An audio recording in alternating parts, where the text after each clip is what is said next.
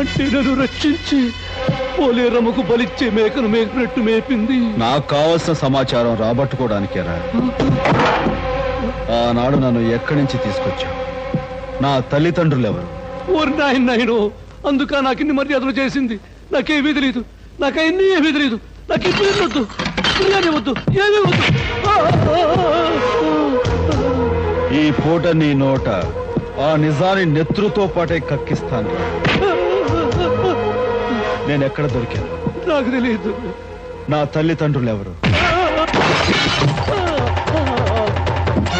ఓరి నాయనో, ఇలాంటి రోజు వస్తుందని తెలుసుంటే చిన్నప్పుడే పీకి మీద కాలేసి కసక్కం తొక్కేవాణ్ణి.